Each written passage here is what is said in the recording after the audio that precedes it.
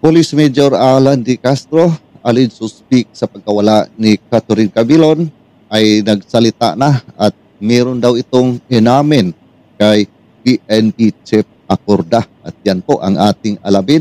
At bago po yan, welcome back muli dito sa Rapido TV. At kumusta po ang lahat? Naway nasa mabuti pong kalagayan at palagi lang po tayong mag-iingat saan po tayo naroon. At ito na nga mga kaibigan, ang balita galing po sa UNTV.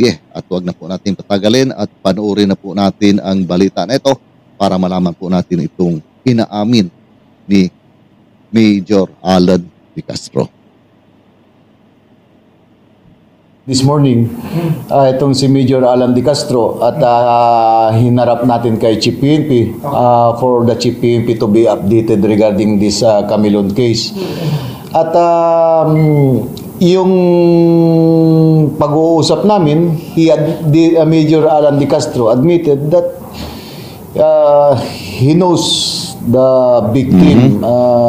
According to him, they had relationship, shall we say, illicit relationship dahil nga married man itong si Major Alan D. Castro. Lumutang sa Campo Crame ang pangunahing suspect sa pagkawala ni Miss Grand Philippines 2023 candidate Catherine Camilon. Ayon kay Criminal Investigation and Detection Group Director, Police Major General Romeo Karamat Jr., humarap si Police Major Alan D. Castro kay Chief PNP upang humingi ng paumanhin dahil nakaladkad ang organisasyon sa personal na problema nito. Inamin din umano nito ang relasyon sa beauty queen. Ang tanging bilin na lamang sa kanya ni General Acorda, harapin anuman ang nagawa niyang problema. Ang instruction lang ni Chief PNP sa kanya, dahil nga nagsorry nga for dragging the name of the organization, sabi ni Chief PNP, it's your personal problem, ginawa mo yan, hindi naman work-related yan yung pinapal nila. Harapin mo bilang tulad ng isang lalaki, sabi niya. So you prove yourself na whether you are innocent. Gayunman, hindi umano nagsalita si D. Castro na ang tanungin kung may kinalaman ito sa pagkawala ni Catherine. When we ask him regarding kung mayroon siyang involvement regarding doon sa missing or the disappearance of Miss Camilon, they immediately answered to us that he invoked his right to remain silent. So we could not force him to see kung ano man ang nalalaman niya dahil nga we respect his constitutional rights, that is by invoking his right to remain silent. Kinumpirma din ni General Karamat na nagbigay na ng sample ang pamilya ni Catherine sa mga otoridad sa pamamagitan ng fecal sample. Ito aniya ang ikukumpara sa 17 hair strands at 12 blood swab sample na nakuha ng mga otoridad sa na-recover na red SUV. Another development is that the family of Miss Camilon agreed already to give their DNA samples para i-match natin doon sa mga nakuha natin na ebidensya, forensic evidence like the hair strands, the blood swab doon sa na-recover natin na sasakyan, which is the CRB. Once na nag-match yung DNA na binigay ng pamilya ni Miss Camilon at saka, we are very certain that the person na sinabi ng ating mga witnesses na nakita nilang binubuhat from doon sa Nissan Juke na sasakyan to the Honda CRB na kulay red, we are certain na yung nakita nila is na si Miss Camilon yun. Samantala, bagamat mahigit isang buwan ang nawawala at hindi pa rin nagpaparamdam si Catherine, naniniwala pa rin ang CIDG na buhay pa rin ito. We are still hoping na sana ay matagpuan natin na buhay si Miss Camilon. But marami ng araw na dumaan. So yung chance na matatagpuan, sana kung nandiyan sa, dapat nag-appear siya o nagparamdam na siya sa mga pamilya. Pero with the number of days na missing siya, siguro lumiliit yung chance na matagpuan natin siyang buhay. But ganun pa rin, sana, dahil ako isang ang magulang din. Hindi kami nawawalan ng dapat mawalan ng pag-asa na sana makita pang buhay. Si D. Castro ay bumalik sa Police Regional Office 4A matapos ang pakikipag-usap kay Chief PNP kung saan siya ay mananatiling naka-restrictive custody. Leia Ilag. Okay, yan mga kaibigan, no? At napanood na po natin ang balita galing po sa UNTV, no? Ayan, at maraming salamat po sa UNTV sa bagong update po dito po sa kaso ni Catherine Camilon, no? Ayan. At ito na nga mga kaibigan, no?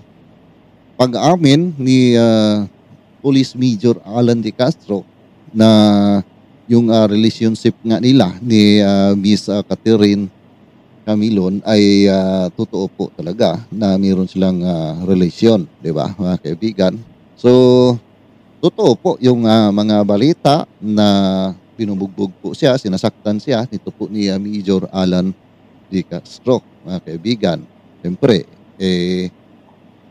mayroon po silang relasyon at palagi po silang nagkikita, di ba mga kaibigan? Ganun kasi yun pagka yung pong hindi original ay mas masarap, di ba mga kaibigan? Ganun po kasi yun ang mga kasabihan ng mga gumagawa po ng pakipagrelasyon kahit na mayroon na pong mga asawa.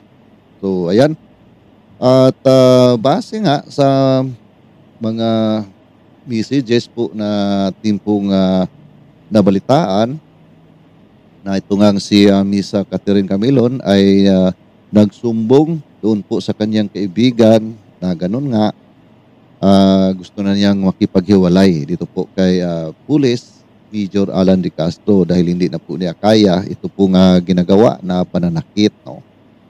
At ang sinabi nga na isang message na critical yung pong pinapaalam po ni Miss Catherine Camilon doon po mismo sa asawa ni Police Major Alan De Castro na mayroon daw itong kalaguyo ang si Major. So hindi naman po sinabi na inamin niya na siya, pero masakit din po yun sa misis, no, ni Police Major Alan De Castro na malaman niya na ito palang kanyang mahal na asawa ay mayroon na pong iba palang minamahal, di ba mga kaibigan? So ayan, no, parang nakikita po natin dito na itong si Police Major Alan De Castro ay hindi po siguro niya matanggap, no, na bakit ginawa yun ni Miss Catherine Camilon doon po sa pag-report, no, sa kanyang misis. Kaya siguro ay naisipan po niya na patahimikin itong si Miss Catherine Camilon, mga kaibigan. Dahil siyempre ay pamilya po niya ang masisira, di ba? Dahil nga sa nalaman po ni Mrs. na mayroon po siyang kalaguyo. So, which is ay mahilig pa namang manakit itong si Major. So, talagang doon po sa sinabi na inimbitahan po si Miss Catherine Camilon ni Major sa isang lugar. So, which is ay yun na siguro ang plano na kikidnapin na ito pong biktima at patahimikin, di ba mga kaibigan?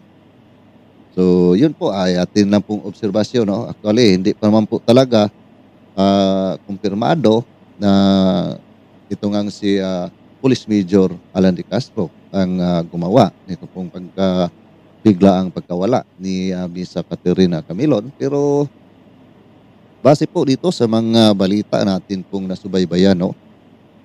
Unang-una, di ba, si Police Major Alan De Castro ay nagbigay po siya, sinagot po niya yung pong mga katanungan patungkol nga dito sa pagkawala ni Miss Catherine Camilon na wala daw siyang alam dahil sa araw na nangyari po yon na pagkawala ay nasa duty po siya mga kaibigan, di ba?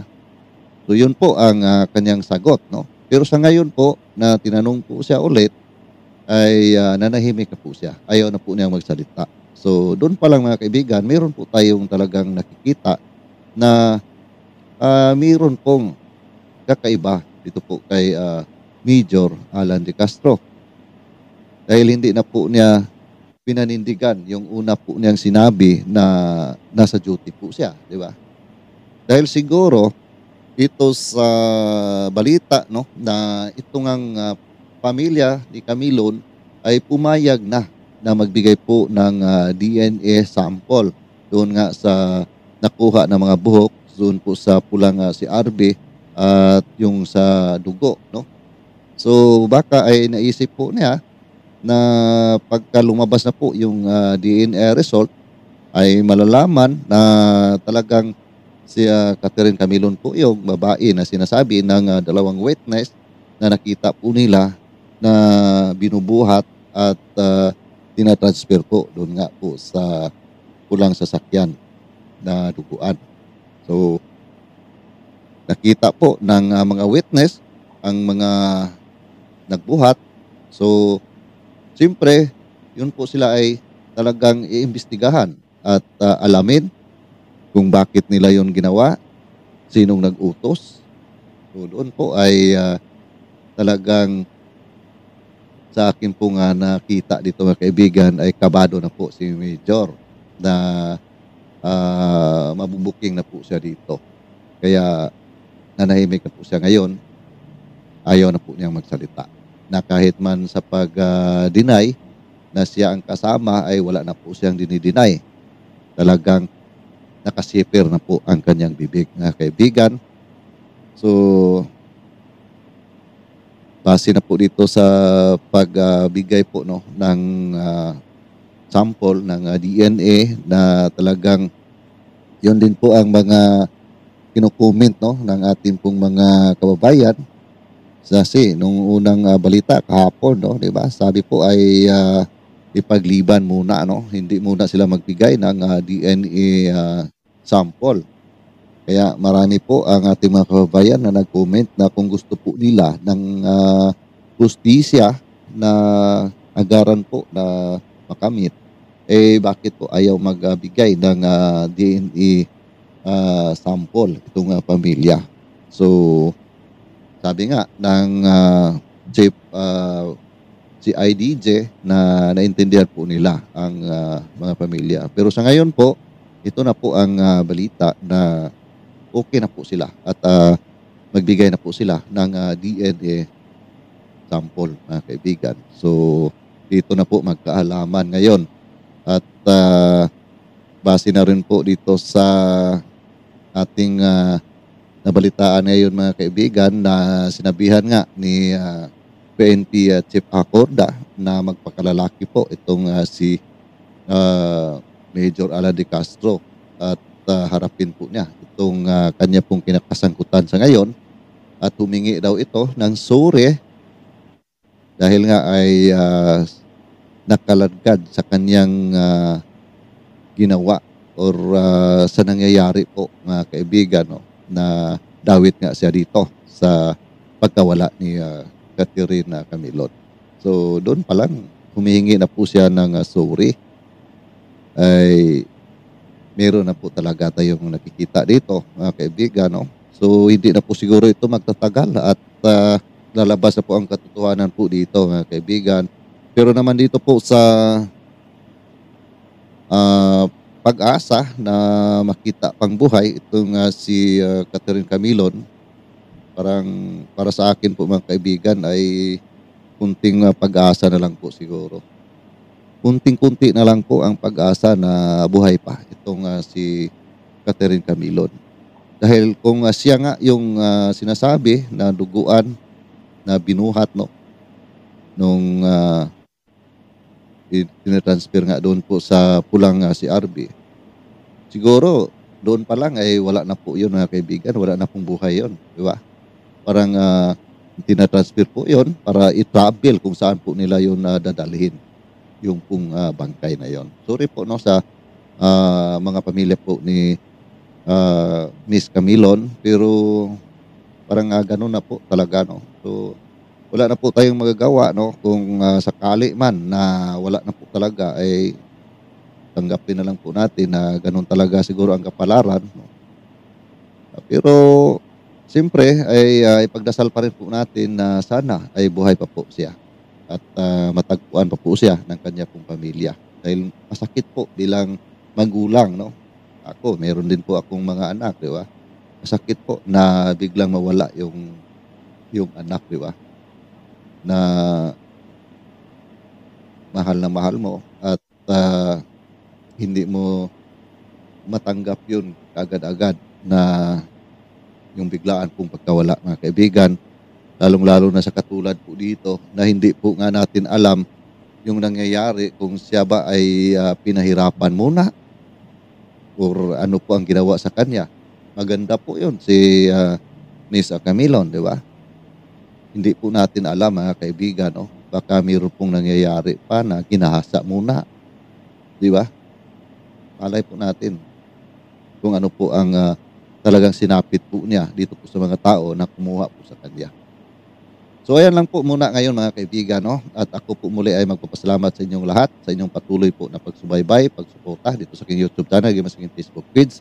At kung ano man po ang inyong mga komento, paki-comment na lang po dyan sa ating comment section. At kung maaari po ay paki-like naman ang ating pong video, mga kaibigan. At paki-share na rin.